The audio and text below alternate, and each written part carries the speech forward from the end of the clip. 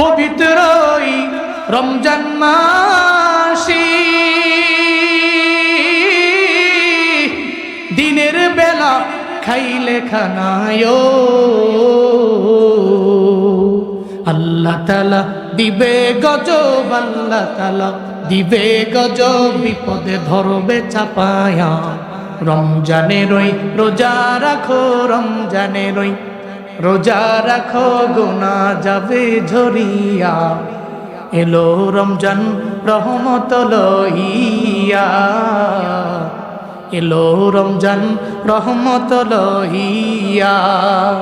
রমজানের ওই রোজা রাখো, রমজানের ওই রোজা রাখো, গুনাহ যাবে ঝরিয়া। আসছে রমজান রহমত লইয়া, আসছে রমজান মাগফিরাত লইয়া। রমজানের ওই রোজা রাখো, রমজানের ওই রোজা রাখো, গুনাহ যাবে ঝরিয়া। আসছে রমজান রহমত লইয়া, আসছে রমজান নাজাত লইয়া। পবিত্রই রমজান মাসে দিনের বেলা খাইলে খানায় আল্লাহ তাআলা দিবে গজব, আল্লাহ তাআলা দিবে গজব, বিপদে ধরবে চাপায়া। ঠিক কিনা? আসছে রমজান রহমত লইয়া, আসছে রমজান মাগফিরাত লইয়া, আসছে রমজান নাজাত লইয়া। আল্লাহর দরবারে বেশি বেশি বলবেন, আল্লাহ আমি যদি সারা বছর বাঁচি, 11 মাস আমি বাঁচলাম, কিন্তু এক মাস আমি পাইলাম না, রমজানের মতো এত দামি মাস তুমি আমার চাইতে দূরে নিও না, মাহরুম বানাইও না। আল্লাহ এই ময়দানে যারা আছে প্রত্যেকটা মানুষের তুমি রমজান পর্যন্ত পৌঁছায় দাও। চিল্লা জোরে করে পড়েন আমিন, আরো জোরে পড়েন আমিন। রমজানে তারাবি পড়বেন, চেষ্টা করবেন খতমে তারাবি পড়ার জন্য। কোন তারাবি? খতমে তারাবি পড়ার জন্য। কিন্তু রমজানের মধ্যে তো খতমে তারাবি অনেকে আছে পড়ে না। নওজোয়ানরা আছে দেখবেন মসজিদে যায়, প্রথম 2-3 দিন খতমে তারাবি পড়ার জন্য যায়। মসজিদগুলা চেক করে কোন জায়গার মধ্যে আগে নামাজ শেষ হয়। ঠিক কিনা বলেন? প্রথমত একটা মসজিদে যায়, যায় দেয়া শেষ হয় 10টায়। আরেক দিন গেছে আরেক মসজিদে, হ্যাঁ যায় দেয় 9:30টায়। আরেকদিন গেছে আরেক মসজিদে গিয়া দেখে 9:20। হ্যাঁ গতি 5G। তো 3 দিন মোটামুটি 3 মসজিদে পইরা চিন্তা করে মসজিদ যেটাতে পড়লে 10টা 10:30 বেজে যায়, এটা বাদ দেয় 9:15। আলহামদুলিল্লাহ রাব্বিল আলামিন এরকম তারাবি আছে না নাই? আছে না নাই? তো বহুত পোলাপান চিন্তা করে এরকম তারাবি পড়নি ভালো। 20 রাকাত দৌড়ের উপরে নাই, এরকম আছে না নাই? আপনি রমজান পাইছেন, তো রমজান পাইয়া আপনার সিজদার কিয়াম তো বাড়বে, কমবে না। এই জন্য নিয়ত করেন, যেখানে তারাবি লম্বা হয়, লম্বা সময় হয়, আমরা ওই জায়গার মধ্যে যাব। আমরা রমজানের তারাবিগুলো লম্বা সময় নিয়ে পড়বো ইনশাআল্লাহ। ইনশাআল্লাহ বলেন ইনশাআল্লাহ। কুল্লু মাউলুদিন ইউলাদু আলাল ফিতরা। আল্লাহর নবী বলেন, সন্তান যখন মায়ের গর্ভ থেকে জমিনের মধ্যে চলে আসে, সে তো ইসলামের উপরেই বের হয়।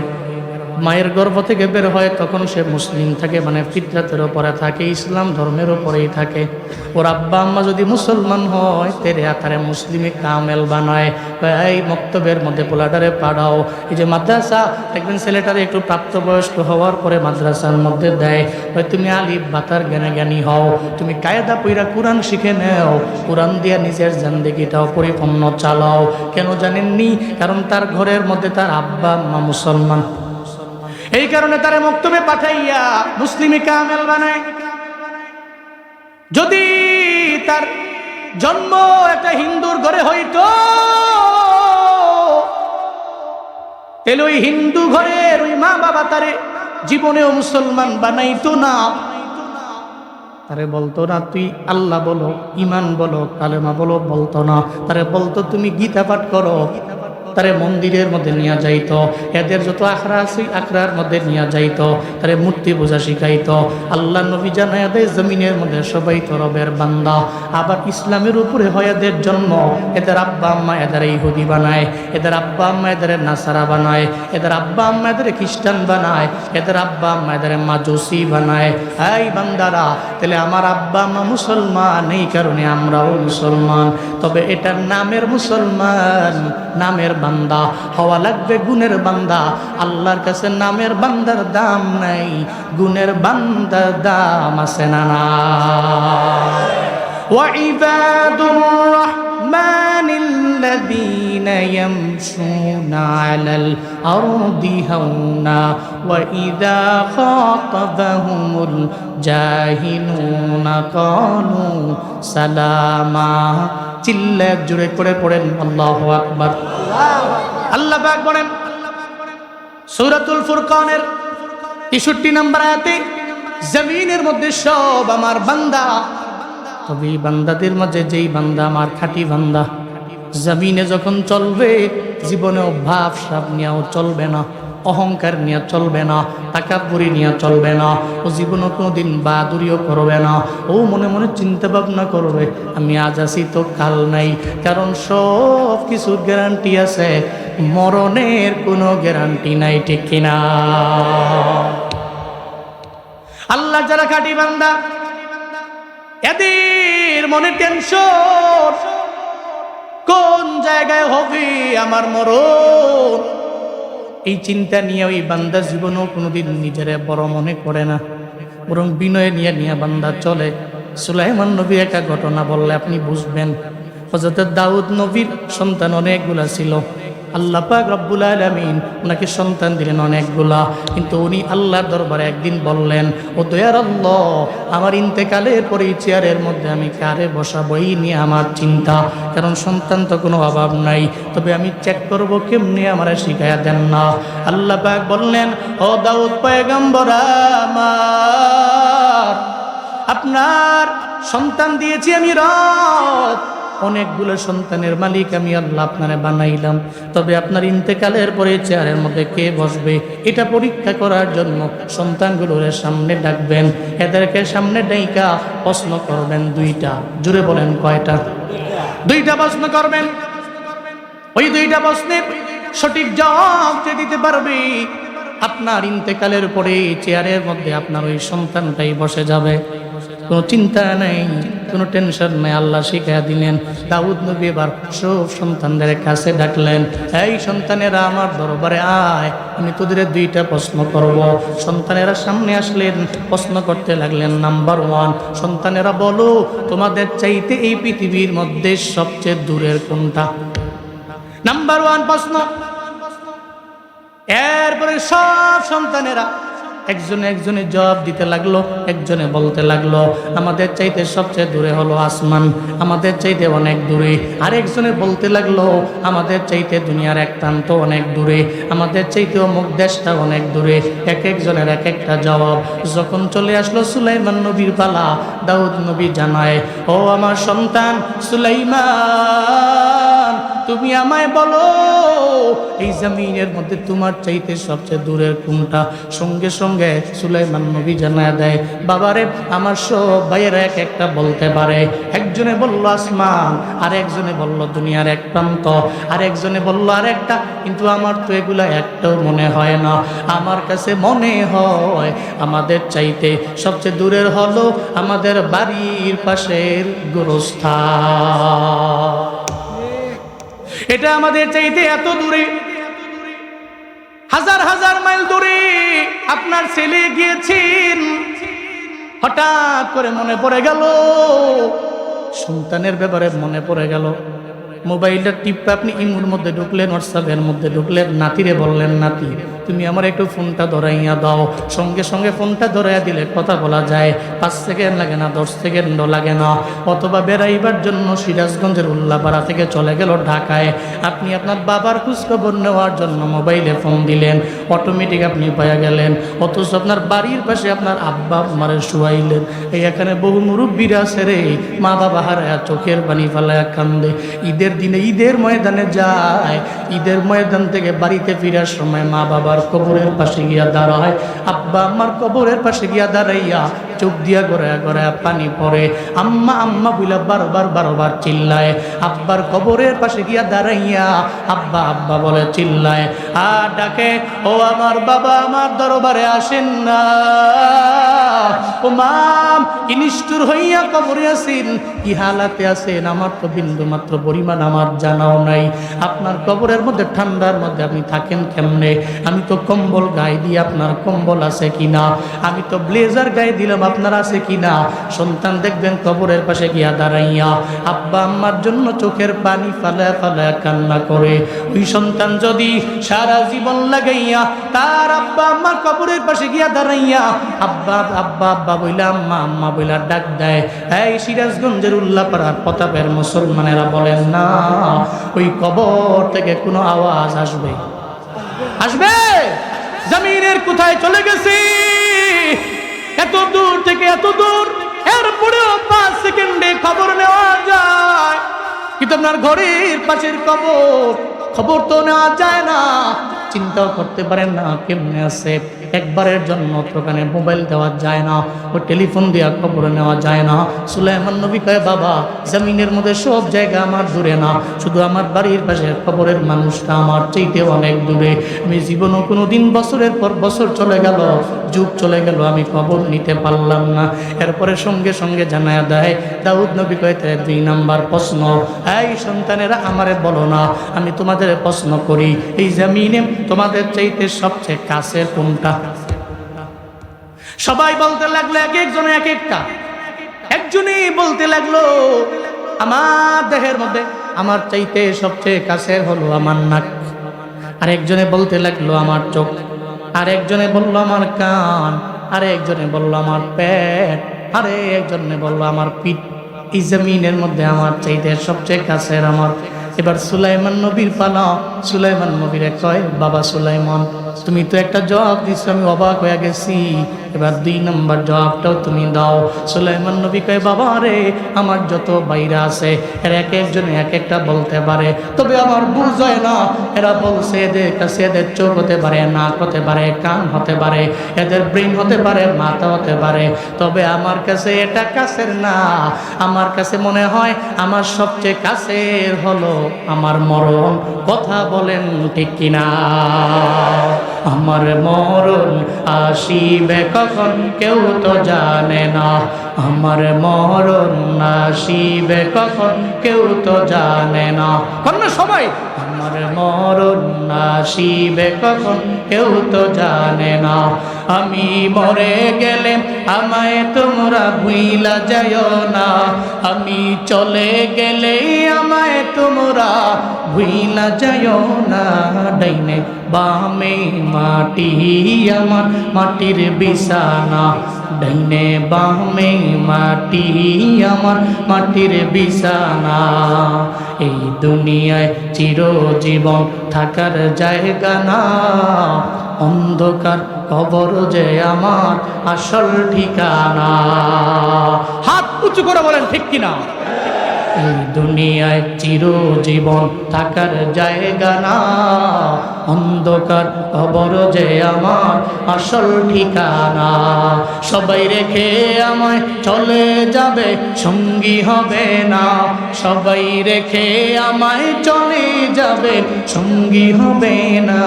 ডাইনে বামে মাটি আমার, ডাইনে বামে মাটি আমার মাটির বিছানা। আমি মরে গেলে আমায় তোমরা ভুইলা যাইও না, আমি চলে গেলে আমায় তোমরা ভুইলা যাইও না। ডাইনে বামে মাটি আমার মাটির বিছানা, ডাইনে বামে মাটি আমার মাটির বিছানা। তাহলে সব চাইতে কাছে কি? সবাই বলতে হবে কি? আমাদের মরণটা আমাদের কাছে সবচাইতে কাছে। দাউদ নবীকে আল্লাহ পোলা দু এক একটা কইল, সুলাইমান তো এমন একটা বলল আনকমন।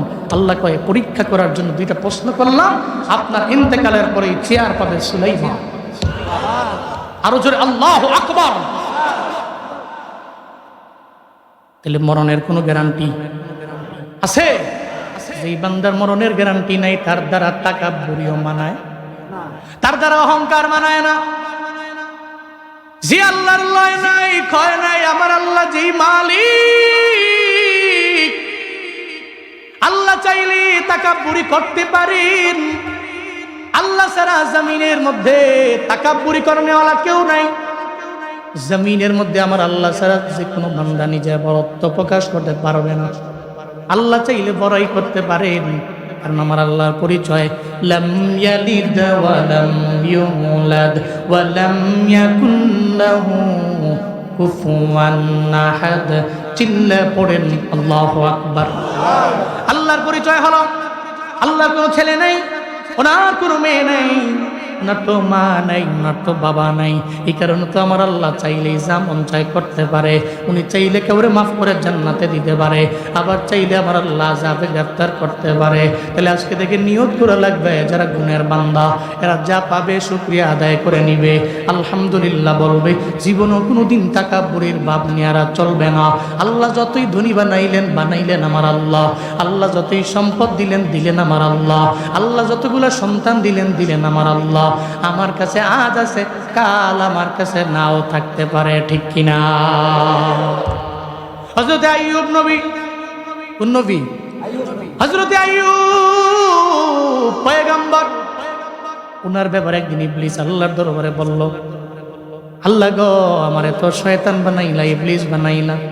আমি চাই আইয়ুব নবীর একটু পরীক্ষা করার জন্য, আমি চাই সে কি তোমার পাগল নাকি ক্ষমতার পাগল, এটা পরীক্ষা করার জন্য আমি চাই। আল্লাহ কয়ে, যাই ইবলিস, আমি আল্লাহ তোমারে সে পারমিশন দিয়া দিলাম, আমি আল্লাহ তোমারে সেই অনুমতি দিয়া দিলাম, তুমি চাইলে আমার আইয়ুবের পরীক্ষা করতে পারো। আল্লাহ পাক রব্বুল আলামিন পরীক্ষার মধ্যে ফালাইতে লাগলেন আইয়ুব নবীরে। নাম্বার 1 পরীক্ষা দিয়া দিলেন, ওনার জীবনের সবচেয়ে বড় পরীক্ষা। আল্লাহ ওনাকে অনেকগুলা মেষের মালিক বানাইছেন, আল্লাহ ওনাকে অনেকগুলা বকরির মালিক বানিয়েছিলেন, আল্লাহ পাক ওনাকে অনেকগুলা উটের মালিক বানাইছিলেন। রাখালের কোনো অভাব নাই। রাখালেরা তার মেষগুলো বকরিগুলা যখন মরুভূমির মধ্যে চড়াইতো, হঠাৎ করে একদিন একটা বাতাস থেকে আসলো, সঙ্গে সঙ্গে বাতাস আইসা সবগুলা বকরি জমিন থেকে বিদায় নিয়ে চলে গেল, মানে মারাই গেল, একটা বকরিও নাই।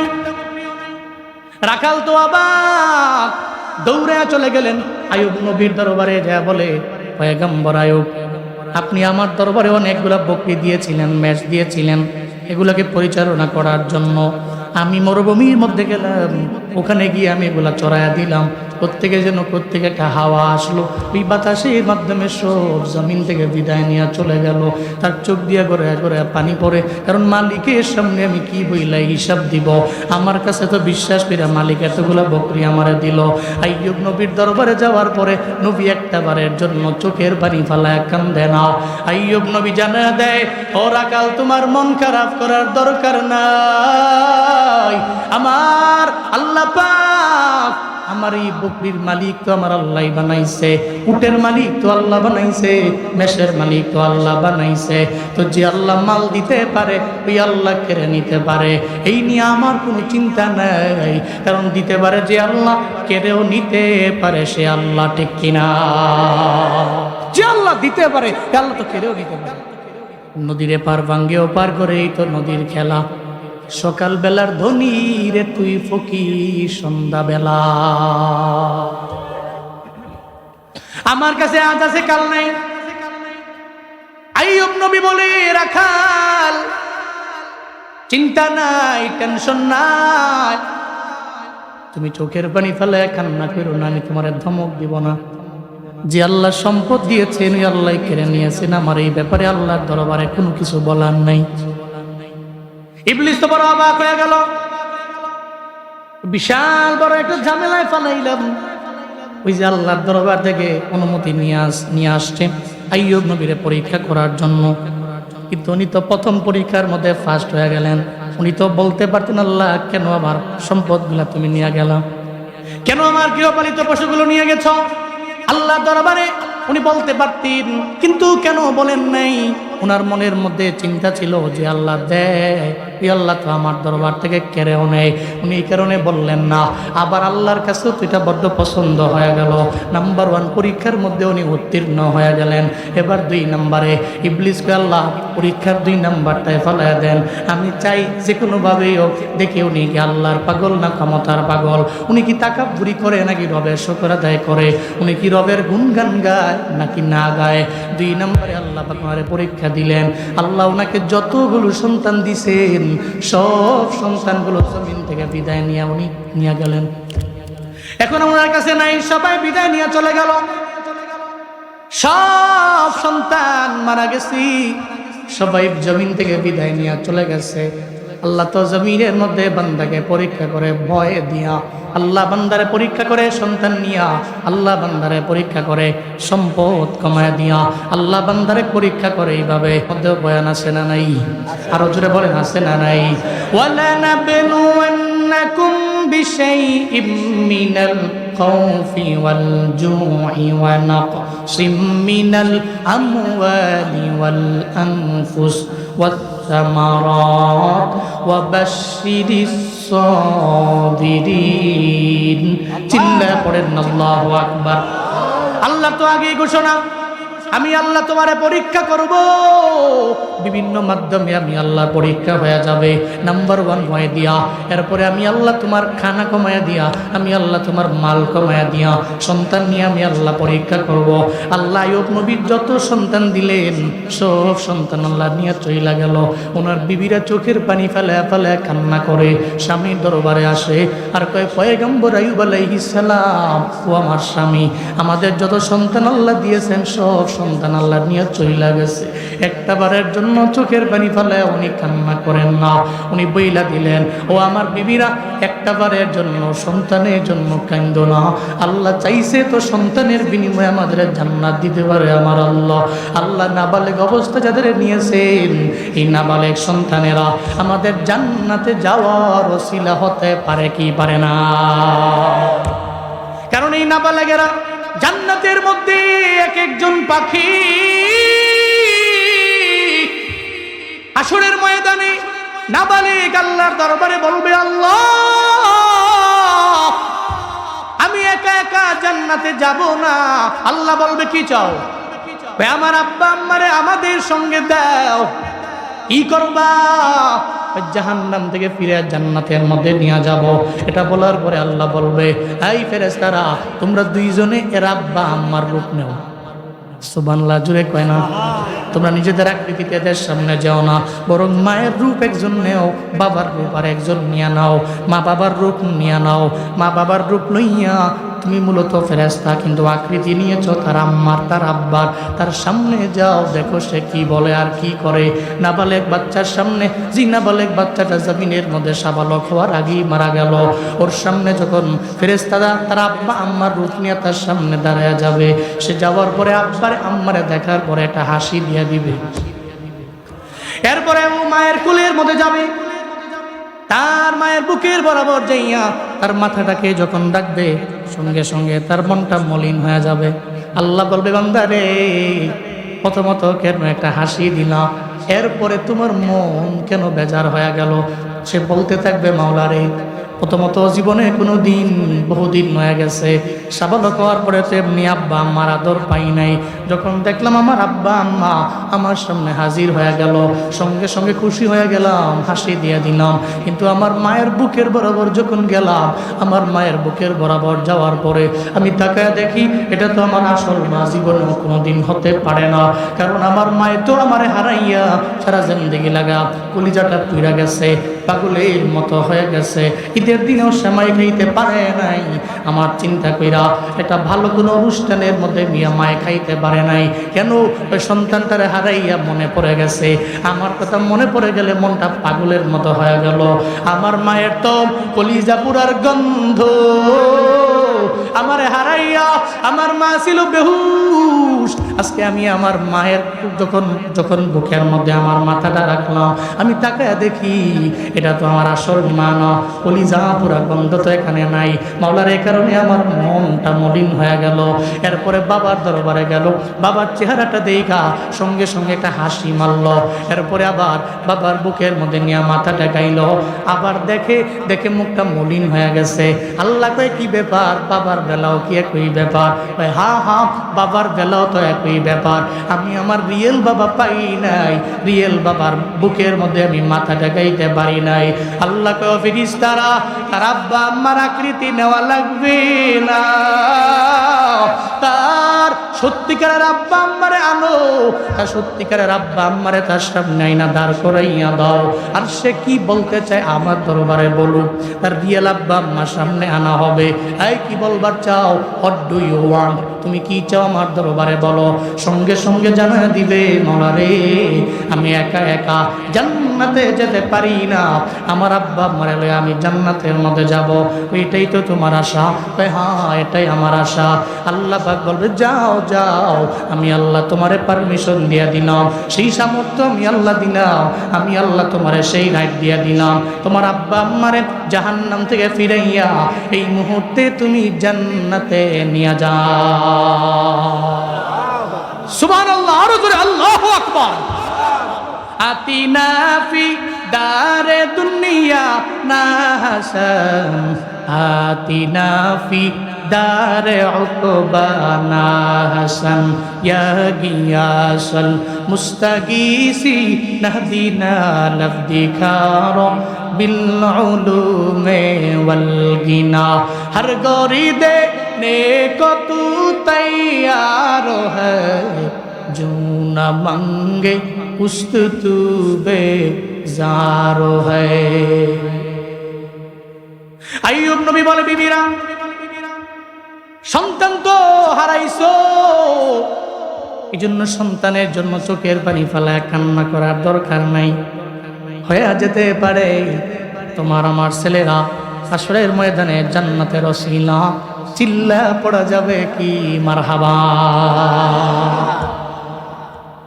لا تلهكم أموالكم ولا أولادكم عن ذكر الله ومن يفعل ذلك فأولئك هم الخاسرون।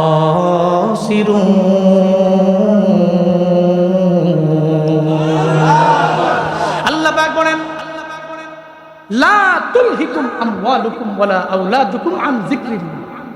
মনে রেখো, সম্পদ দেওয়ার মালিক কে? সন্তান দেওয়ার মালিক কে? এগুলা পাইয়া আল্লাহরে ভুলো না, কারণ আসল কে? যিনি দিতে পারেন উনি কেড়ে নিতে পারেন। তো তুমি পাইয়া মূলটাকে ভুলে গেলা, মূল যিনি আল্লাহকে ভুলে গেলা। মনে রেখো, যদি এমন করো তো তুমি ক্ষতিগ্রস্তদের অন্তর্ভুক্ত হয়ে যাবা। তুমি মাল পাইছো, তো সন্তান পাইছো, এগুলা পাইয়া শুকর আদায় করো। যদি বাহাদুরি করো যে কোনো সময় আমি আল্লাহ নিয়ে যেতে পারি, তোমাকে আমি পথের ভিখারি বানাইয়া শর্ট টাইমের মধ্যে বাসন হাতে দিয়া 3 রাস্তার কিনারার মধ্যে বসায় দিতে পারি। আল্লাহর কি সে ক্ষমতা নাই? আল্লাহ সে ক্ষমতা আছে। এই জন্য বাহাদুরি, তাকাব্বুরি, বড়াই অন্তত পক্ষে সন্তান লইয়া, ছেলে লইয়া, সম্পদ লইয়া করা যায়, করা যায়। কিন্তু কারা করে না? ওই যে যারা গুণের বান্দা তারা করে না। সুবহানাল্লাহ পড়বেন না? যারা গুণের বান্দা এরা জীবনও কোনোদিন এটা করে না। আইয়ুব নবী বলার পরে ইবলিসের মাথা নষ্ট। আরে প্রথম নাম্বার পরীক্ষায় ফেলাইলো আল্লাহ, হেদি ফার্স্ট হয়ে গেল। দ্বিতীয় নাম্বার পরীক্ষায় ভাবছি সন্তানগুলা মরে গেলে হয়তো কানবে। আল্লাহকে বলবে, আল্লাহ কেন করলা? এটা হয়তো বলবে ওমা এদিয়ার ইমান আরো বাইরে গেছে, ইবলিস তো আবার এবার 3 নাম্বার জীবনের সবচেয়ে বড় পরীক্ষা আল্লাহ পাক হযরত আইয়ুব নবীকে দিয়ে দিলেন। প্রত্যেকের জন্য একটা বাতাস চলে আসলো, ওনার নাক দিয়া পুরা বডির মধ্যে গিয়ে ওনার বডিতে পচন ধরতে লাগলো, পুরা বডি হয়ে গেল দুর্গন্ধ। উনি হঠাৎ করে তাকায় দেখলেন ওনার পুরা বডিতে দুর্গন্ধে ভরপুর হয়ে গেছে। উনি ঘরের মধ্যে আছে, দুর্গন্ধের কারণে পুরা ঘরই তো দুর্গন্ধময়। একটা সময় ওনার স্ত্রীরা 1 নাম্বার বিবি ওনার দরবারে গেল, যা দেখে আইয়ুব নবীর অবস্থা ভালো না, অবস্থা বড় খারাপ, পুরা বডিতে পচন ধরে গেছে। 1 নাম্বার বিবি যা কয়, ও স্বামী আমার, আমি আপনার দরবারে থাকতে পারবো না, আমার বিদায় দিয়ে দেন, আমি চলে যাব, আমার তালাক দিয়ে দেন, এখানে আমি আপনার সঙ্গে থাকবার চাই না। আইয়ুব নবী কয়, আল্লাহ এ কেমন পরীক্ষার মধ্যে তুমি আমারে ফালাইলা, তবে অসুবিধা নাই, যেহেতু বিবি থাকতে চায় না, জোর করে রাখাও যাবে, জোর করেও রাখা যাবে না। উনি বলতে লাগলেন, যাও তুমি যেহেতু তালাক চেয়েছো তাহলে আমি তোমারে দিয়ে দিলাম। নাম্বার 1 বিবিরে উনি তালাক দিয়ে দিলেন। এরপরে ওনার 2 নাম্বার বিবি ওনার দরবারে গেল, আইয়ুব নবীর দরবারে যা কয়, আপনার বডির দুর্গন্ধ আমরা সহ্য করতে পারি না, পুরা ঘরটাই তো দুর্গন্ধময় হয়ে গেল, আমারও তালাক দিয়া দেন। 2 নাম্বার বিবিও তালাক চাইলেন, উনি তালাক দিয়া দিলেন। এরপরে 3 নাম্বার বিবি আবার গেলেন, 3 নাম্বার বিবি যা কয়, স্বামী আমার, আপনি আবার আমার তালাক দিয়া দেন, যেভাবে 2 জনরে দিয়া দিলেন। 3 নাম্বার বিবিও তালাক চাইলেন, তালাক দেওয়া হলো। এখন 3 জন বিবি ওনাকে চাইরা দিয়া চলে গেছে, খালি 1 জন বাকি আছে। তার দরবারে যায় কয়, সবাই যেহেতু চাইরা চইলা যায়, আমি যাইতে পারি না, আমি দুনিয়া চাই না, আমি আখিরাত চাই। আল্লাহর দরবারে আমি বলতে পারবো, মাওলা রে সবাই তো ছাইরা গেছে তোমার নবীর, আমি ছাইরা যাই নাই। আল্লাহ গো, তোমার নবীর ধারে ছিলাম আমি, তোমার নবীর কাছে ছিলাম আমি, মাওলা রে জমিনের সবাই চলে যেতে পারে কিন্তু আমি যাব না। হাসরের ময়দানে আমি আল্লাহর দরবারে বলতে পারবো। ওনার নাম ছিল রহিমা বিবি। দরবারে যাইয়া কয়, ও স্বামী আমার, আপনার 3 জন বিবি বিদায় নিয়ে চলে গেল, আপনি আমার তালাক দিয়েন না, আমি আপনার দরবারে তালাকও চাই না, আমি চাই মৃত্যু পর্যন্ত আপনার খেদমত করে আমি চলবো, আপনার পদধূলি নিয়ে চলবো, আমি জানি আপনার পায়ের নিচেই তো আমার জান্নাত। আপনাকে রাজি বানাইতে পারলে হাসরের ময়দানে আল্লাহ পাক আমার জান্নাত দিয়া দিবে। কারণ মদিনার নবী বলছে, যেই নারীরা 4টা গুণে গুণান্বিত হয়ে যায়, এর মাঝে একটা গুণ হলো ওয়াতাআত মালাহা ওয়াতাআত যাওজাহা, স্বামীর আনুগত্য করে চলে, স্বামীর মাইনা চলে। 4টা গুণের মধ্যে একটা গুণ। ওই সমস্ত নারীকে আল্লাহ বলবে হাসরের ময়দানে, এই নারী উদখুলিল জান্নাহ। সুবহানাল্লাহ, পকেটে তুন বাড়ি যে করেন আরো জোরে সুবহানাল্লাহ। আল্লাহ পাক বলবে, রে নারী জান্নাতে ঢুকো, উদখুলিল জান্নাহ। নারী বলবে, আল্লাহ কোন দরওয়াজা দিয়ে ঢুকবো? জান্নাতের দরওয়াজা আছে 8টা, কোন দরওয়াজা দিয়া ঢুকবো? মদিনার নবী জানায় দিলেন, মিনাইয়া বিন জান্নাতি শীতি। নারী রে, তুমি তো স্বামীর আনুগত্য করলা, স্বামীর বাধ্য হয়ে চললা, স্বামী যাই না দিছে শুকর আদায় করলা, আলহামদুলিল্লাহ বললা, স্বামীর খেদমত করে নিজের জীবনটা পার করে দিলা। হাসরের ময়দানে তুমি আল্লাহ দরবারে আইছো, আমি তোমারে কোনোভাবেই জাহান্নামে দিতে পারি না, আবার তোমার জন্য নির্দিষ্ট কোনো জান্নাত আমি আল্লাহ ঘোষণা করি না। জান্নাতের 8টা দরওয়াজার যেই দরওয়াজা দিয়ে মন চায়, ওই দরওয়াজা দিয়া তুমি জান্নাতে ঢুকে যাও। আইয়ুব নবীর বিবি বললেন, স্বামী আমার আইয়ুব, আমি জীবনও কোনোদিন আমি আপনারে ছেড়ে যেতে পারি না, আমি চাই আমি আপনার সঙ্গে থাকব, কারণ আপনাকে রাজি বানাইতে পারলে আমি আল্লাহর দরবারে বলতে পারবো। আল্লাহ যদি কয়, এই রহিমা বিবি, জমিনের মধ্যে তুমি আমার জন্য কি এমন আমল করে আমার দরবারে আসলা?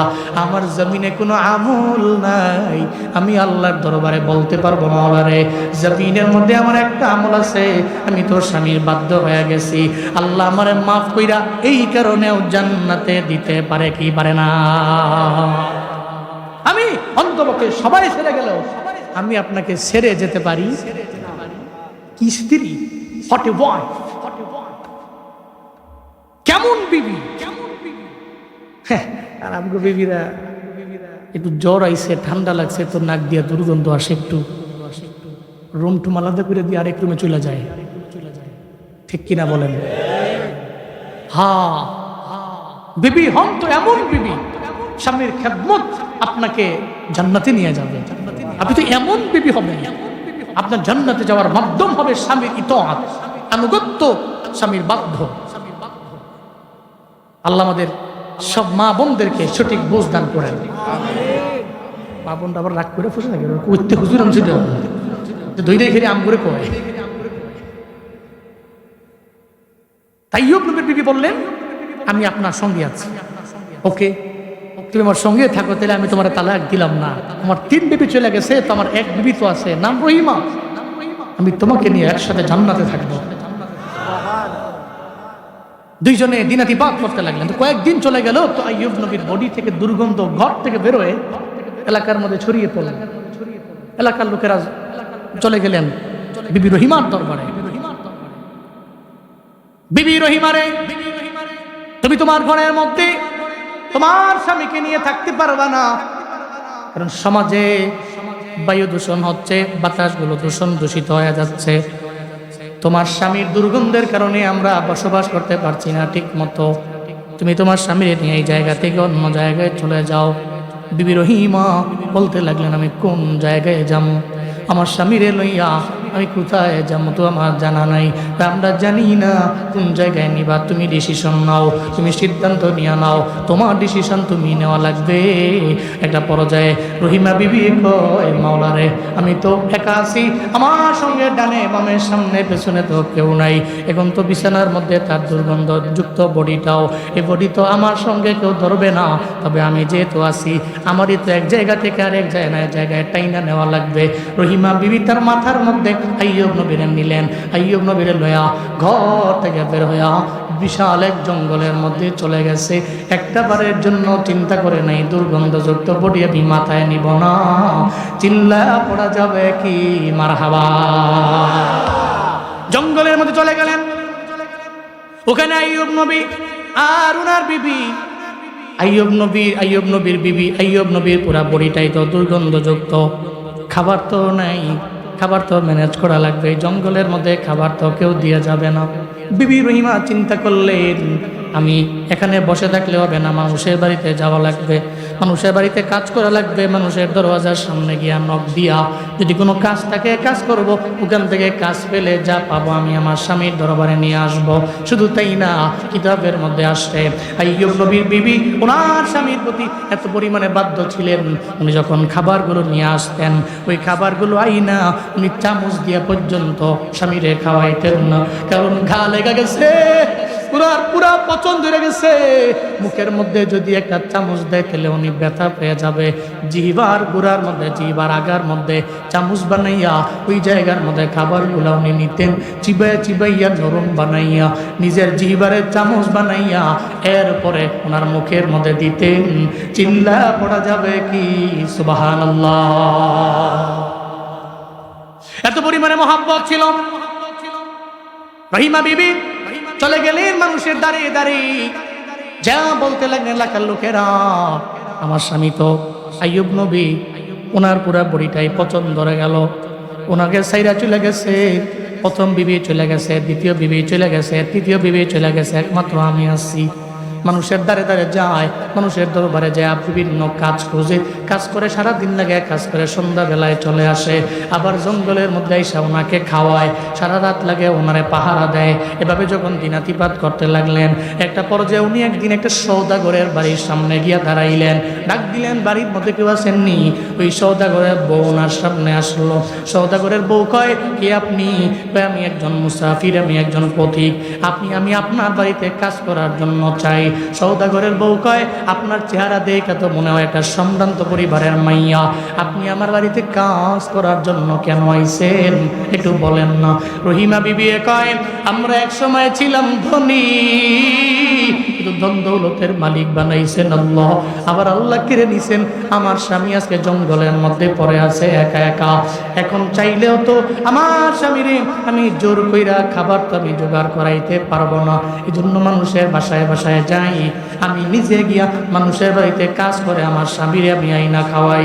এই কথা শুনতে দেরি সওদাগরের বউটা কয়, এমন তো মানুষ আবার জমিনের মধ্যে আছে। আপনারা একটা ধর্ম মানেন, ওই ধর্মের নাম কি? ওই ধর্মের নাম হলো ইসলাম। ওই ইসলামে আমি ঢুকবার চাই, ওই কালেমা পড়া লাগবে। ওই তেলে পড়ায়া দেন লা ইলাহা ইল্লাল্লাহ, জোরে লা ইলাহা ইল্লাল্লাহ, সবাই লা ইলাহা।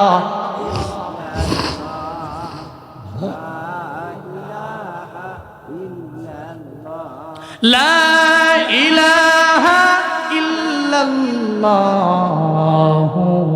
মুহাম্মাদুর রাসূলুল্লাহ সাল্লাল্লাহু। কালিমা পড়ে আমরা মুসলমান বানায় না। সওদাগরের স্ত্রী কালিমা পড়ে মুসলমান হয়ে গেছে। কার হাতে? বিবি রহিমার হাতে। বিবি রহিমার হাতে কালিমা পড়লেন, মুসলমান হয়ে গেলেন। তো ভিতরে বললেন, আসেন আপনি, এখন তো আমি আপনার বোন। কি বোন? ইন্নামাল মুমিনুনা ইখওয়া। তো মুমিন যদি ভাই হয়, আর একটা মুমিনা তো তারা বোন হবে, ঠিক কিনা বলেন? ধর্মীয় ভাই আর ধর্মীয় বোন, এটা কপাল পোড়া এক রাজনীতির জের ধরে এই মুমিন ভাইটাই মুমিন ভাইয়ের উপরে আঘাত করতে দ্বিধা করে না। কপাল পুড়ে গেছে। তুমি এত বেহায়া, এত নির্লজ্জ। তুমি তোমার গ্রামই থাকে, তোমার পাড়ার লোক, তুমি এক নেতাকে ফলো করো, সে আরেক নেতাকে ফলো করে, তুমি এই জেদ ধরে মারামারি করো। তোমার পরিচয় না ছিল তোমরা দুজন ভাই। কোনো মারামারি হবে না ইনশাআল্লাহ। হ্যাঁ, উল্লাপাড়ার মাটি তো শান্তির মাটি হবে ইনশাআল্লাহ। ইনশাআল্লাহ কোনো বিশৃঙ্খলা করা যাবে। ইসলাম উশৃঙ্খলতাকে, বিশৃঙ্খলাকে সাপোর্ট করে না। সো আমি যেহেতু ইসলাম মানি, ধর্ম মানি, কোরআন মানি, আমি উশৃঙ্খল হব না ইনশাআল্লাহ। আল্লাহ আমাদের সবাইকে কবুল করেন। আরো জোরে পড়েন আমিন। বোন, তুমি আমার ঘরে আসো, আমার ঘরে আসো, তোমাকে যা লাগবে আমি দিব। আমার বাড়িতে কাজ করবা, থাকবা, সকাল থেকে নিয়ে সন্ধ্যা পর্যন্ত আমার সঙ্গী থাকবা, সাপোর্ট দিবা, যা লাগবে আমি দিব, নিয়ে যাবো। ইবলিসের তো মাথা নষ্ট। ইবলিস তো কয় খাইছে রে। ভাবছিলাম যে তারে পোকায় ধরলে, তার বউ তিনটা চলে গেছে, তো 4 নাম্বারটাও চলে যাইত। তো সে ওই সময় বেকায়দায় পড়ে অন্তত পক্ষে আল্লাহরে ভুলে যাইত। কিন্তু 3 জন চলে গেল, একজন তো যায় না, বিবি রহিমা। আবার মানুষের দাঁড়িয়ে দাঁড়িয়ে যায়, কালেমা পড়ে মুসলমান হয়ে গেছে। ইবলিস চিন্তায় পড়ে গেল, সওদাগরের মাথায় ঢুকলো। ইবলিস গিয়া সওদাগরের মাথার মধ্যে বুদ্ধি দিয়া দিছে, সওদাগর রে, আপনার ঘরের মধ্যে একটা মহিলা আসে। মহিলাকে জানেননি? এই মহিলা হলো আইয়ুব নবীর বিবি, রহিমা বিবি, 4 নাম্বার বিবি। আপনার ঘরের মধ্যে আসে, আপনার ঘরের মধ্যে সকালবেলা আসে, সন্ধ্যা পর্যন্ত কাজ করে, সব নিয়ে যায়। আপনার বিবির সাথেও সম্পর্ক ভালো, তার লোক ভালো। শয়তান এসে মাথার মধ্যে দিয়া দিল, ভাই আইয়ুব নবীর বিবিটা বড় সুন্দরী বিবি, আপনি চাইলে তার দিকে একটা কুনজর দিয়েও দেখতে পারেন। দেখেন না প্রলোভন দিয়ে আপনার দলে আনা যায় কিনা। এবার ওই সওদাগর ইবলিসের বুদ্ধি শুনছে, ঘরের মধ্যে আইছে। এদিকে তো ওনার বউ আছে, বউয়ের সঙ্গে তো রহিমা বিবিও আছে, চেহারাও তো বড় সুন্দরী। দূর থেকে আর চোখে চোখে রহিমা বিবির দিকে তাকায়। হঠাৎ করে বউয়ের কাছে ধরাও খেয়ে লাইছে। বউ কয়, ঘরের মধ্যে বউরে ইটিস পিটিস জীবনও কোনোদিন মানতে পারবো না, জীবনও কোনোদিন মানতে পারবো না। কারণ আমার দেশের নারীরা সব কিছুর ভাগ দিতে পারে, স্বামীর ভাগ দিতে পারে না।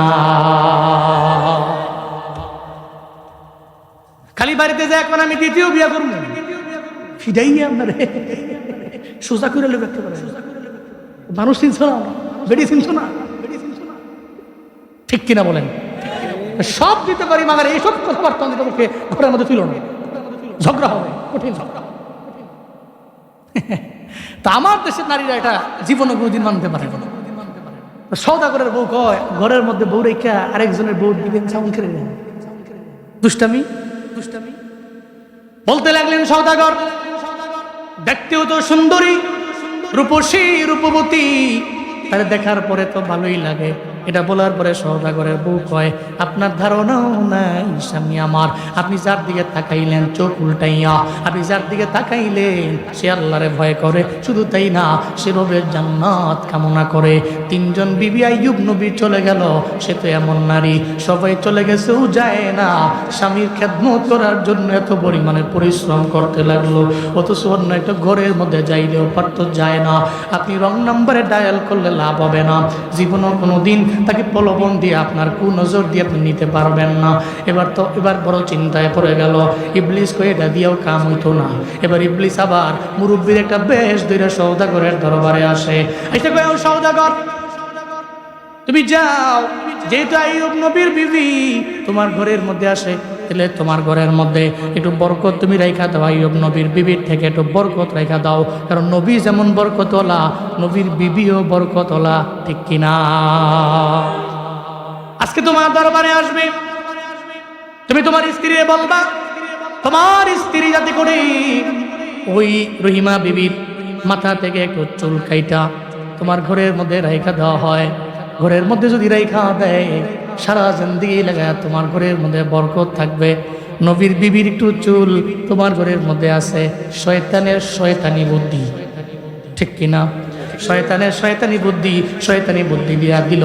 সওদাগর বাড়ির মধ্যে আসে, এসে কয়ে, বিবি রে, ওই যে রহিমা বিবি তোমার দরবারে আসে, তুমি তারে বলবা যে যদি তার চুলগুলো কাইটা আমাদের ঘরের মধ্যে রেখে দেয়, যদি ঘরের মধ্যে রেখা দেয় তাহলে ঘরের মধ্যে বরকত বেড়ে যাবে। এটা বলার পরে যখন সওদাগরের বিবির দরবারে রহিমা বিবি আসলো, রহিমা বিবিরে দেখার পরে কয়, রহিমা বিবি আমি আপনার দরবারে একটা আবদার জানাই, দেখেন তো রাখা যায় কিনা। বলেন না, আপনি তো কালেমা পরে আমার হাতেই তো মুসলমান হয়ে গেলেন। সওদাগরের বিবি কয়, ও বিবি রহিমা, আপনার মাথার চুল যদি আমি বলি আপনি কেটে আমার কাছে দিয়ে যাবেন, আমি ঘরের মধ্যে রাখবো, এই কারণে যে আমার ঘরের মধ্যে বরকত বেড়ে যাবে। সঙ্গে সঙ্গে রহিমা বিবি চোখ দিয়া গড়া গড়া পানি পড়ে, ওই কেমনে এটা বলতে পারলেন? এটা আমার দ্বারা জীবনেও কোনোদিন সম্ভব হবে না, কারণ আমি চুল দিয়াও খেদমত করি আমার স্বামীর। আমার স্বামী যখন উঠতে পারে না, বসতে পারে না, আমি আমার স্বামীর দরবারে যাই, আমার আইয়ুব নবীর দরবারে আমি যাইয়া আমার লম্বা চুলগুলো আমি তার সামনে বিছাইয়া দেই, আমার চুলের গুপগুপা ধরে ধরে ধরে ধরে আইয়ুব নবী একটু বসতে পারে। যদি চুলগুলো ফেলে দেই আমার স্বামী বসতে পারবে না, জীবনও কোনো দিন আপনাকে আমি চুলগুলা দিয়ে যাইতে পারবো না। এটা বলার পরে সওদাগরের বউ কয়, থাক, আমি তোমারে বললাম তো, ভুল করে ফেললাম, তোমার দেওয়া লাগবে না। উনি নিজেই তস্তত বোধ করলেন। একটা পর্যায়ে সওদাগর জানলাম, দেখলো যে চুল দেয় না, সওদাগর আবার তার ব্যবসার কাজে বাজারের মধ্যে চলে গেছে। ইবলিস তো আবার আগের মতো মুরব্বীর বেশ হয়ে আইছে। ওই সওদাগর রে, ওই বিবির চুল কি তুমি পাইছো? পায় না, পাই নাই, দেয় নাই, কারণ সে স্বামীর বড় খেদমত করেনি নারী, সে তো চুল দিবার চায় না। এখন তোমার একটা কাজ করা লাগবে। দেন ইবলিসের কাম কি, বহুত চেষ্টা করতেছে, কিন্তু 3 নম্বরে তুমি যাও, তোমার বিবির দরবারে গিয়া তুমি বলো, যাতে করে রহিমা বিবি ঘরের মধ্যে আসার পরে সে বলে, পুরো চুল দেওয়া লাগবে না, চুলটা একটু কাইটা আগা দিয়া একটু অংশ দিয়া যাবে, অল্প একটু অংশ যদি তোমার ঘরের মধ্যে থাকে তাহলে বরকত বেড়ে যাবে। সওদাগর কয়, ঠিক আছে। এবার বিবির দরবারে গেল, যে কয়, বিবি রে, রহিমা বিবি যদি তোমার দরবারে আসে, রহিমা বিবিরে বলবা একটু চুল কাইটা দেওয়ার জন্য। যখন রহিমা বিবি আসলেন, উনি বলতে লাগলেন, অন্ততপক্ষে সব আবদার তুমি ফিরে দিছ, এই আবদারটা তুমি আমার বেলায় ফিরে দিও না। ভাই বলেন না কি আবদার? ভাই তোমার পুরা চুল লাগবে না, চুলের একটু অংশ তুমি আমারে দিয়া যাও। চিল্লা পড়া যাবে কি মারহাবা? আরো জোরে চিল্লে আল্লাহু আকবার। পুরো চুল দেওয়া লাগবে না রহিমা রে, পুরো চুলের প্রয়োজন নাই, তুমি আমারে চুলের একটু অংশ দিয়া যাও। চুলের একটু অংশ যদি দাও তাহলে আমি ঘরের মধ্যে রাখবো, আমার বরকতের মাত্রা বেড়ে যাবে। আমার স্বামীর একটা মুরব্বী এসে উপদেশ দিয়া গেছে, বরকত বেড়ে যাবে, এই কারণে তুমি চুল দেওয়া লাগবে না, চুলে একটু অংশ দাও। এটা বলার পর রহিমা বিবি কয়, যেহেতু আবদার জানাইলেন, পুরো চুল তো আর দেওয়া লাগবে না, চুলের আগা দিয়া ধরেন একটু কাইটা দিয়া দিলাম। একটু কাইটা চুলগুলো যখন দিয়া দিল, এদিকে ইবলিস কয় কাম হয়ে গেছে, দৌড়ে চলে গেল এটা মানবের সুরতে আইয়ুব নবীর দরবারে জঙ্গলের মধ্যে যায়, কয় পয়গম্বর আইয়ুব আপনি কার নবী? আমি আল্লাহর নবী। আপনি স্মরণ করেন কারে? কয় আল্লাহ রে। ডাকেন কারে? আমি আল্লাহ রে। আল্লাহ রে তো ডাকেন, রবেরে স্মরণ করেন, রবেরে মানেন। যদি রবেরে মানেন, আপনি যে এখানে থাকেন আপনার খাবার খাওয়ায় কে? আমার খাবার খাওয়ায় আমার আল্লাহ। রহিমা বিবির মাধ্যমে আল্লাহ খাওয়ায়। রহিমা বিবি মানুষের দ্বারে দ্বারে যায়, কাজ কইরা কইরা খাবার নিয়ে আসে। আপনি জানেনও না, সে তো মানুষের বাড়িতে কাজের জন্য যায় না, বরং চুরি কইরা আপনার জন্য খাবার নিয়ে আসে। চিল্লায় পড়া যাবে কি নাউজুবিল্লাহ। চুরি কইরা খাবার নিয়ে আসে। আইয়ুব নবী কয় আমার 3টা বিবি চলে গেছে, এই বিবিটা যায় না। জীবনও কোনোদিন আমার এই বিবি চুরি করে খাবার আনতে পারে না। সে তো আল্লাহরে ভয় করে, জান্নাতেও যাইবার চায়, তার দ্বারা জীবনও কোনোদিন এটা সম্ভব হবে না। এই ভুয়াবল কথা বলার জন্য আমার দরবারে আসলা। এবার ওই ইবলিশটা শয়তানি বুদ্ধি লিয়া কয়, ঠিক আছে, যেহেতু মানুষের বাড়িতে চুরি করে না, আপনি এটা বিশ্বাসও করেন না, আমি বইলা গেছি চুরি করে, আপনি প্রমাণ পাইবেন আপনি আসার পরে। আজকে সন্ধ্যার সময় তো আপনার বাড়ির মধ্যে জঙ্গলের মধ্যে আসবে, আপনার কাছে খাবার নিয়ে আসার পরে আপনি যারা জিজ্ঞেস করার পরে আপনি দেখবেন চুলের আগা কাটা আছে। এর মানে কোনো একটা জায়গায় চুরি করার জন্য গেছে, খাবার আনতে যাইয়া ধরা পড়ছে তো চুলের আগা কাইটা দিছে। কথা সত্য না মিথ্যা? কয়ে দিছে। আপনি দেখেন, চেক করে, হয়তো কোনো জায়গায় চুরি করতে গেছে আপনার জন্য খাবার আনতে, তো চুরি করে ধরা পড়ছে, তো রহিমা বিবি চুলের আগা কেটে দিস। কি মিথ্যা কথা, কি ডাহা মিথ্যা কথা বলে। নাউজুবিল্লাহ, জোরে পড়বেন না। আইয়ুব নবী কয় ঠিক আছে, তাহলে আজকে প্রমাণ হবে বিবি রহিমা কি মানুষের বাড়িতে কাজ করে। উনি বলতে লাগলেন আস্তাগফিরুল্লাহ, এটা তো জীবনও কোনোদিন আমার দ্বারা সম্ভব না। আপনি কেমনি বললেন? জীবনও সম্ভব না। তো উনি পরীক্ষা করতে লাগলেন, ঠিক আছে তোমার চুলগুলো একটু দেখবার চাই। উনি দেখলেন যে চুলের আগা কাটা আছে। তো মুরব্বী যা কয়ে গেছে তা তো হইলা গেছে, উনিও রাগান্বিত হয়ে গেছে। কে মিথ্যা কথা বলার জায়গা পাও না? তুমি তোমার চুলের আগা পর্যন্ত কেটে দিছে, চোর বইলা তোমারে। এটা তো আমার একজনে কয়ে গেছে, নিশ্চিত তুমি আমার হারাম খাওয়াচ্ছ, চুরি করে না খাওয়াচ্ছ।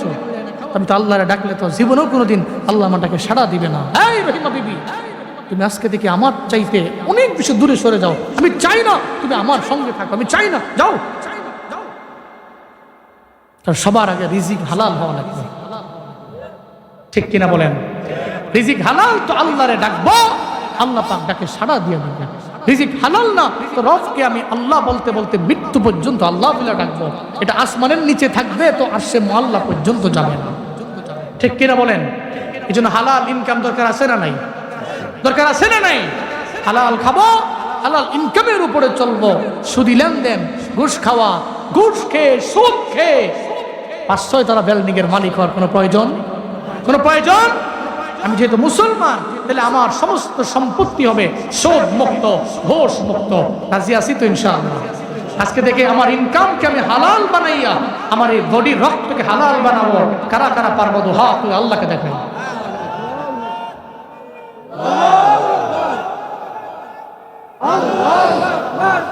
আল্লাহ পাক প্রত্যেকের হাতগুলোকে কবুল করেন। তুমি সুদের টাকায় আসাদে করো, ঘুষ ছাড়ো না, বিন্দু খিনা খেয়ে মরে খবর রাখো না। তুমি ঘুষ খেয়ে বিচার করো সাজিয়া প্রধান, আছে না নাই? তুমি ঘুষ খেয়ে বিচার করো সাজিয়া প্রধান। তুমি কেমন মুসলমান, তুমি কেমন মুসলমান, কেমন মুসলমান, তুমি কেমন মুসলমান, ঠিক কিনা? আইয়ুব নবী বলতে লাগলেন, এই রহিমা বিবি, আজকে থেকে তোমার সাথে আমার আর সম্পর্ক নেই, তুমি যাও, তুমি আমারে চুরি করে খাবার খাইছ। এবার তো উনি কান্দে আল্লাহর কাছে।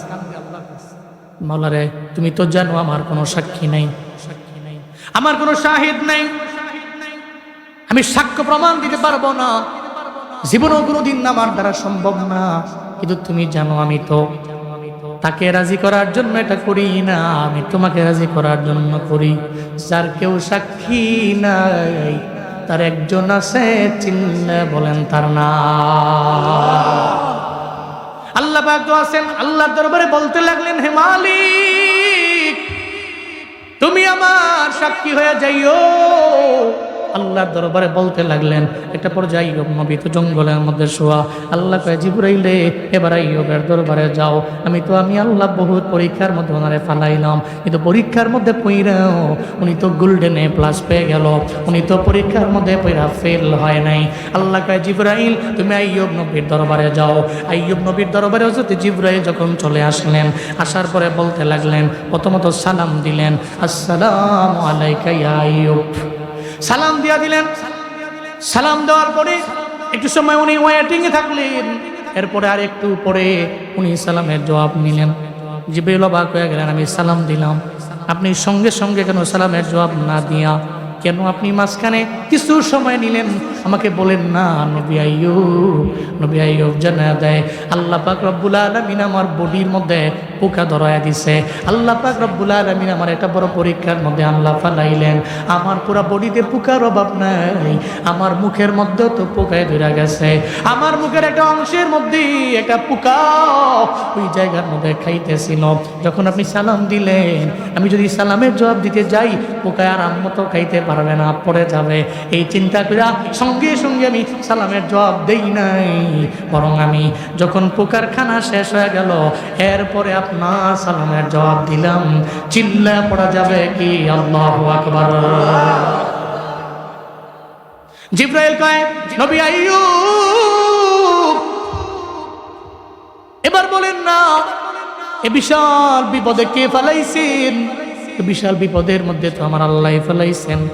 আল্লাহ চাইলে তে বিপদ থেকে উত্তরণের পথ আমার আল্লাহ বের করে দিতে পারে। এরপর আমার আল্লাহরে ভুলে যান নাই। আমার আল্লাহ এরপরেও শুকর আদায় করে, এরপরেও বড়াই করে না, এরপরেও আল্লাহরে ভুলে যায় না, এরপরেও তাকাব্বুরি করে না। ওই সময় আইয়ুব নবী চিন্তা, আমার আল্লাহ আমারে বিপদ থেকে বাঁচাইয়া দিতে পারে। আল্লাহ গো জিবরাইল আমার পয়গম্বর আইয়ুব তার পরীক্ষার মধ্যে গোল্ডেন এ প্লাস পেয়ে গেল। আমি আল্লাহ চাই না এত বড় কষ্টের মধ্যে আমি আল্লাহ ওনারে ফালায়া রাখবো। ও জিবরাইল তুমি তারে যা বলো পা দিয়া জমিনের মধ্যে যেখানে পাটা আছে পা দিয়ে আঘাত করার জন্য। যখন এটা বললেন জিবরাইল পা দিয়ে আঘাত করার জন্য, উনি পা দিয়া জমিনের মধ্যে আঘাত করতে লাগলেন। সঙ্গে সঙ্গে জমিটা ফেটে ওই জায়গা থেকে পানি বেরোতে লাগলো। আরো জোরে আল্লাহু আকবার। পানি বের হইতেছে। আইয়ুব নবী তো অবাক হয়ে গেছে, আমি আমার পা দিয়ে আঘাত করলাম, জমিটা দুইটা ভাগ হয়ে গেছে, নিচ থেকে পানি চলে আসছে। জিবরাইল কয়, দেখছেন নি নবী, আপনি পা দিয়া বাড়ি মারার কারণে জমিন থেকে পানি বের হয়ে গেছে। এটা তো আপনার দ্বারা সম্ভব না। এই খেলা তো একজনের, চিল্লা বলেন তার নাম। কাদের কুদরতদারি বরকামাল আন্তা রব্বি আন্তা হাসবি যুল জালাল তুহি কাদের জলিলুল্লাহ জাহাদার বহর হালে তুহি মেরা নেগাহাদার। আল্লাহর দরবারে বলতে লাগলেন, ও আইয়ুব, জিবরাইল বলতে লাগলেন আল্লাহর দরবারে, আল্লাহ তুমি তো আইয়ুব নবীর পায়ের মাধ্যমে ঝর্ণা বানায়া দিলা, পানিও বানায়া দিলা, এখন কি করা লাগবে বলো না রে আমার আল্লাহ। আল্লাহ পাক রব্বুল আলামিন কয়, ও জিবরাইল আমার নবীরে জানায়া দাও, আমার নবীরে আমি আর এত বড় একটা কষ্টের মধ্যে আমি আল্লাহ ফালায়া রাখতে চাই না। উনি তো পরীক্ষার মধ্যে গোল্ডেন এ প্লাস পেয়ে গেল, উনি তো ফার্স্ট হয়ে গেল, উত্তীর্ণ হয়ে গেল। আমার আইয়ুব নবীরে কও এই পানির মধ্যে একটা ডুব দেওয়ার জন্য। আরো জোরে আল্লাহু আকবার। আমার আইয়ুবের কও যাতে করে একটা ডুব দেয় পানির মধ্যে। আইয়ুব নবী পানির মধ্যে একটা ডুব দিলেন, সঙ্গে সঙ্গে পোকা সব ঝিরা ওনার বডি থেকে চলে গেছে। ওই পানির মধ্যে গোসল করার পরে আর বডির মধ্যে কোনো গন্ধ নাই। এখন মনে হয় আইয়ুব নবীর বডি থেকে জান্নাতি ঘ্রাণ চলে আসলো। হযরত জিবরাইল বলতে লাগলেন, নবী আইয়ুব, যেটা আল্লাহ পারেন সেটা আল্লাহ কইরা দেখাইছেন। আল্লাহ তো পারেন, কারণ আল্লাহ আপনাকে পরীক্ষা নিয়েছেন, আপনি উত্তীর্ণ হয়ে গেলেন, আপনার পুরা বডিটা এখন মুক্ত হয়ে গেছে। আল্লাহ কয়, জিবরাইল রে, আমার আইয়ুবের কোনো জামা নাই, কোনো কাপড় তো নাই। আমি আল্লাহ চাই না রে আমার আইয়ুবের জমিনের কোনো সাধারণ কাপড় দিয়ে আমি আল্লাহ তাকে গিফট করব। আমি আল্লাহ জমিনের সাধারণ কোনো পোশাক আমি আল্লাহ তারা দিব, আমি আল্লাহ তারা পুরস্কৃত করব। আমি রবের ওয়াদা, অবাশিরিস সাবিরিন, যারা ঝামেলায় পড়ে গেছে, বিপদে পড়ে গেছে, কিন্তু আল্লাহরে ভুলে নেই, এদের জন্য তো আমি আল্লাহ সুসংবাদ দিয়েছি। যা আইয়ুব নবীর দরবারে যা, জমিনের কোনো কাপড় দিস না, আমার আইয়ুবের জন্য জান্নাতে যা, জান্নাতে যা আমার আইয়ুবের জন্য একটা জামান, আমার আইয়ুবের জন্য জান্নাতি জামান, আমার আইয়ুবের জন্য জান্নাতি রুমালান, আমার আইয়ুবের জন্য জান্নাতি জুতান, আমার আইয়ুবের জন্য জান্নাতি টুপিয়ান, আমার আইয়ুবের জন্য জান্নাতি হাতের তসবিটাওয়ান, জান্নাত থেকে সব নিয়ে আয়, জান্নাতি দে। দুনিয়াবি কোনো গিফট আমার বন্ধুর হাতের মধ্যে ধরাইস না, কারণ এত ঝামেলার মধ্যে পইরাও সে তো টাকা পরে করলো না, শুকর আদায় করলো, হবির প্রশংসা আদায় করে নিছে। যা যা আমার বন্ধুর জন্য আমি আল্লাহ পাক রব্বুল আলামিন জান্নাতে যার মজুদ করে রেখেছিলাম, তা ওখান থেকে নিয়ে আইয়ুব নবীরে দিয়া দাও। জিবরাইল জান্নাত থেকে সব নিয়ে যখন আইয়ুব নবীর হাতের মধ্যে দিলেন, উনি সুন্দর করে পড়লেন। এখন যার গায়ে জান্নাতি জামা, তার গায়ে তো দুর্গন্ধ নয়, তার গায়ে তো জান্নাতি ঘ্রাণ, পরা যাবে কি মারহাবা। জান্নাতি ঘ্রাণ আছে বড়িতে, আবার জান্নাতি পোশাক, জান্নাতি পোশাকের মধ্যে জান্নাতীয় ঘ্রাণ। একটা পর্যায়ে উনি বসে রইল, ওই যে বিবি রহিমা মানুষের বাড়িতে বাড়িতে কাজের জন্য চলে গেছে, সন্ধ্যার সময় আবার স্বামীর দরবারে আইলো, আইসা দেখে যে জায়গার মধ্যে স্বামী ছিল ওই জায়গায় নাই, ওই জায়গায় স্বামী নাই। উনি অবাক হয়ে গেলেন, আল্লাহর দরবারে বলতে লাগলেন, আল্লাহ আমার স্বামীরে কি পশুয়ে নিয়ে গেল কিনা, কোনো বাঘে নিয়ে গেল কিনা। উনি চিন্তায় পড়তে লাগলেন, খুঁজতেও লাগলেন। একটা পর্যায়ে যায়, যা দেখে একটা পাথরের মধ্যে নৌজোয়ান একটা জোয়ান পোলা বসে রয়েছে। সুবহানাল্লাহ জোরে কয় না, আরো জোরে কয় না, আল্লাহু আকবার। দৌড়ে গেছে, কিরে নৌজোয়ান তোমার বাড়ি কই? এই জঙ্গলের মধ্যে পাথরের মধ্যে কেন বৈশা রইলাম? নৌজোয়ান কয়, আমার বাড়ি তো ওই জায়গায়, পাশের এলাকায় আমার বাড়ি। কি নাম তোমার? আমার নাম আইয়ুব। সুবহানাল্লাহ জোরে কয় না। রহিমা বিবি হাসে আর কয়, মজা করো নাকি? তুমি কি মজা করো নাকি? আইয়ুব নবী কয়, না মজা করি না, যে আল্লাহ পাক আমারে অসুস্থ বানাইছেন, ওই আল্লাহই তো আমার সুস্থতার নিয়ামত দিচ্ছেন। বিবি তোমার ধারণাও নাই যে রাতের বেলা আমার বডির মধ্যে পচন ধরতে লাগলো, আমি ওদিন রাতের বেলা আল্লাহর দরবারে বলেছি, আল্লাহ তুমি আমারে 80 বছর পর্যন্ত আমারে ভালো রাখলা, তুমি তো চাইলে আমারে অসুস্থ বানাইতেই পারো, তুমি চাইলেই তো বানাইতে পারো। 80 বছর আমার আল্লাহ তো আমারে ভালো রাখলো, কিন্তু 18 বছর পর্যন্ত টানা ওনার বডির মধ্যে পচনটা ছিল, এই পোকা ওনারে ধরে রেখেছিল। উনি আল্লাহর দরবারে বারবার বলতেন, আমার মাওলা রে, 80 বছর পর্যন্ত তুমি আমারে আমার বডির মধ্যে কোনো অসুস্থতা তুমি দাও নাই, কোনো ঝামেলায় তো আমারে ফেলাইলা না, এখন তুমি ইচ্ছা করছো আমারে তুমি ঝামেলায় ফেলাইছো, আমার বডির মধ্যে পচন ধরে গেছে। আমি জানি আল্লাহ গো, তুমি যে মাওলা, তুমি তো চাইলি এই বান্দাটারে, তুমি চাইলি অসুস্থতা দিয়া দিতে পারো, আবার চাইলেও তো তুমি সুস্থতার নিয়ামত দিতে পারো রে আমার মাওলা। আমি আল্লাহর দরবারে ওদিন বলছি, আল্লাহর উপরে আমার তাওয়াক্কুল আছে, আল্লাহর উপরে আমার ভরসা আছে, আল্লাহর উপরে আমি ডিপেন্ড করে চলি, আল্লাহর উপরে আমার আস্থা আছে, তুমি চিন্তা করো না। ও রহিমা বিবি, যে আল্লাহ অসুস্থতা দেয় ওই আল্লাহই তো আমার সুস্থ বানায়া দিছে, পড়া যাবে কি সুবহানাল্লাহ। তবে তোমার প্রতি আমার রাগ আছে, তুমি আমার হারাম কেন খাওয়াইছো?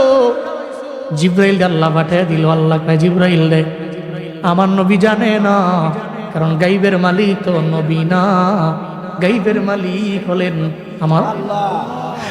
আলিমুল গাইবি ওয়াস শাহাদাতি হুয়ার রাহমানুর রহিম। চিল্লা পড়েন আল্লাহু আকবার।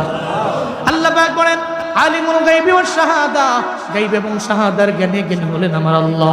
আমার নবী তো জানে না। ও জিবরাইল তুমি যাও, রহিমা বিবির তো জমিনের মধ্যে কোনো সাক্ষীও নাই আর কোনো শাহেদও নাই, সাক্ষী হয়ে গেলাম আমি আল্লাহ। আমি আল্লাহ সাক্ষী হয়ে জানায়া দিছি। আইয়ুব নবীরে গিয়া জানায়া দাও, এটা আল্লাহর পক্ষ থেকে একটা পরীক্ষাই ছিল। ইবলিস মূলত এই কাজটা করাইছে, মূলত রহিমা বিবি চুরি কইরা না খাওয়ায় নাই, কষ্ট করে করে পরিশ্রম করে সারাদিন লাগায় পরিশ্রম করে আয়না খাওয়াইছে। এবার আইয়ুব নবীর সাথে রহিমা বিবি সুন্দর করে মিলে গেলেন। কে ঘটাইলেন? আর জোরে বলেন কে ঘটাইলেন? তাহলে যত ঝামেলায় পড়ে যাবে, যেই বান্দা রবের খাঁটি বান্দা, যেই বান্দা গুণের বান্দা, জীবনও কোনো দিন যত বড় বিপদে পড়বে আল্লাহরে ভুলে যাবে না। ও বিনয় নিয়ে চলবে, তাকাব্বুরি না, অহংকার না, আল্লাহরে ভুলে যাবে না। জমিনের মধ্যে এমন ভাব নিয়ে চলবে না আমি মেরে ফেলবো, কেটে ফেলবো। এরপরে আল্লাহ পাক জানায়া দেয়, যেই বান্দা আমার গুণের বান্দা, সূরাতুল ফুরকানের 63 নম্বর আয়াতের সেকেন্ড অংশের মধ্যে আল্লাহ পাক জানায়া দিলেন, ওয়া ইদা খাতাবাহুমুল জাহিলুনা ক্বালু সালামা। চিল্লা পড়েন আল্লাহু আকবার। আল্লাহ পাক বলছেন, বান্দারে যারা আমার গুণের বান্দা, দেখবা সমাজের মধ্যে কত মানুষ আছে তোমার পায়ের মধ্যে এসে পাড়া দিয়া ঝগড়া করতে চাইবে।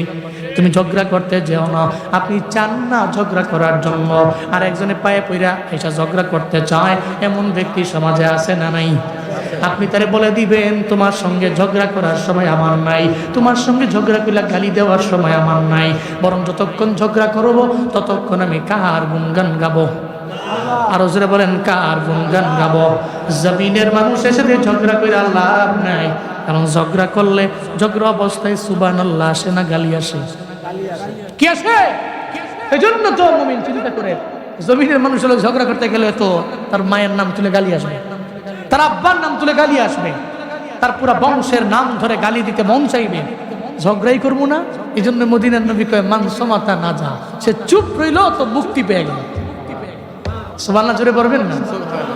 ঝগড়া কইরা পায়ে পড়া ঝগড়া করতে গেলেও সে বলে ক্বালু সালামা, হয়তো সালাম বলে ইগনোর করে এড়িয়ে যায়।